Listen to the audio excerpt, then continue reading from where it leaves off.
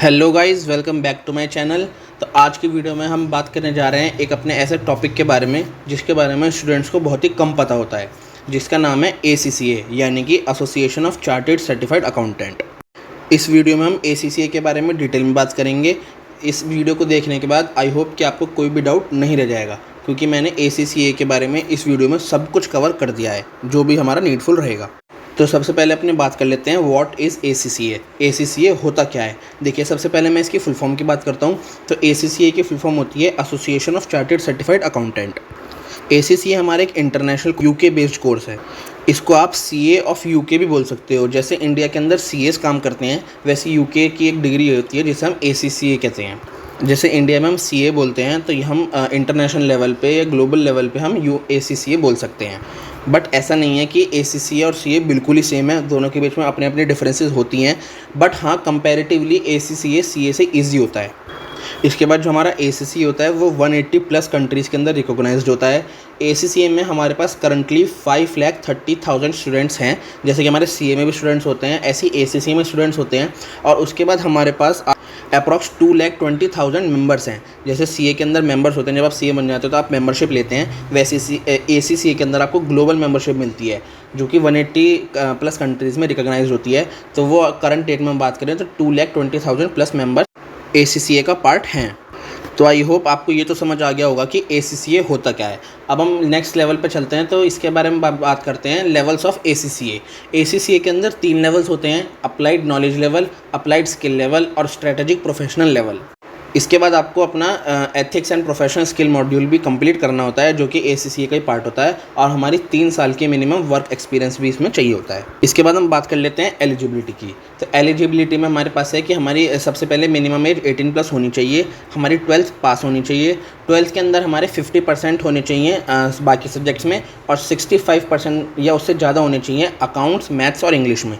English इसलिए necessary है क्योंकि ये कोर्स वर्ल्ड वाइड है, तो इंग्लिश हमारे लिए इंपॉर्टेंट बन जाती है। अब बात कर लेते हैं ACCA के ड्यूरेशन की। तो देखिए, ACCA में ड्यूरेशन ऐसा होता है कि हमें सारे पेपर्स अपने 7 ईयर्स के अंदर कंप्लीट करने पड़ते हैं। के अंदर कंप्लीट नहीं हो पाते हैं तो हमारा रजिस्ट्रेशन नल एंड वाइड हो जाता है।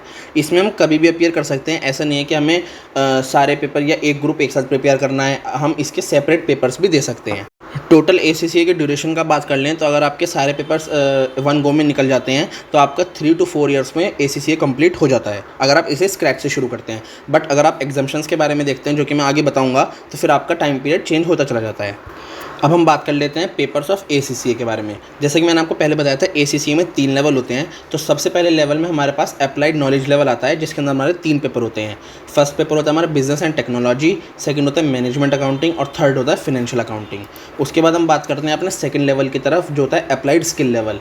इसमें पहला पेपर हमारा कॉर्पोरेट एंड बिजनेस लॉ आता है, दूसरा परफॉर्मेंस मैनेजमेंट, तीसरा टैक्सेशन, चौथा फाइनेंशियल रिपोर्टिंग, फिफ्थ हमारा होता है ऑडिट एंड एश्योरेंस और सिक्स होता है फाइनेंशियल मैनेजमेंट।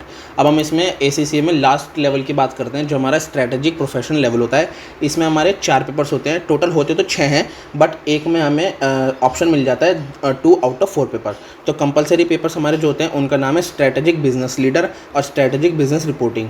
बट जिसमें हमें ऑप्शन होते हैं, जो हमें 2 पेपर ऑप्ट करने पड़ते हैं 4 में से, उसमें पेपर के नाम है advance financial management, advance performance management, advance taxation and advance audit and assurance. तो टोटल ACCA में हमारे पास 13 पेपर्स आ जाते हैं।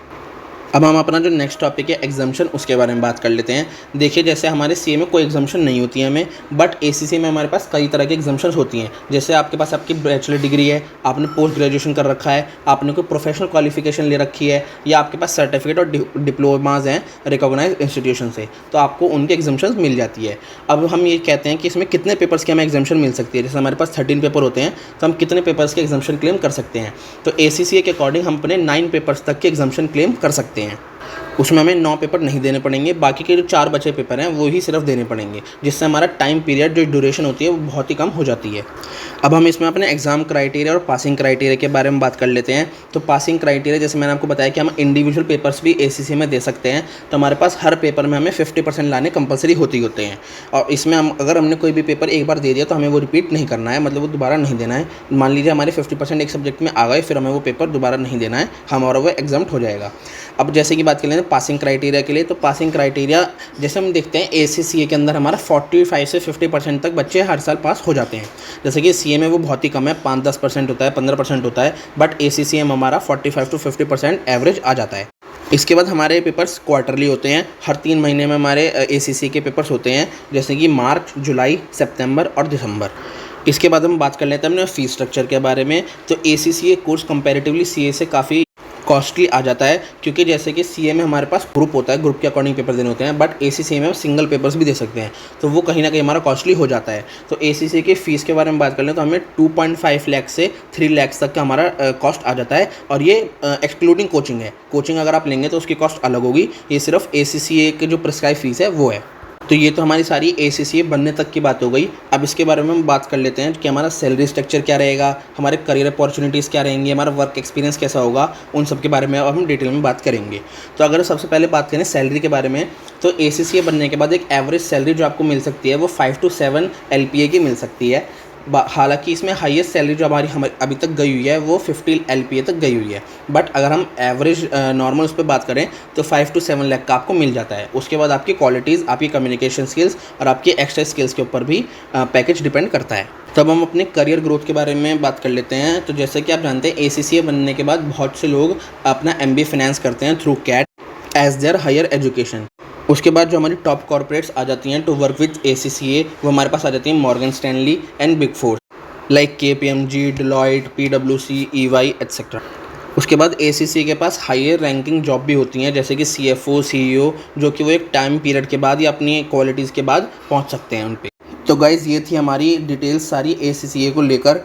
मैंने इसमें ACCA के लिए सब कुछ कवर कर दिया है, जैसे कि eligibility, exam pattern, career, salary etcetera.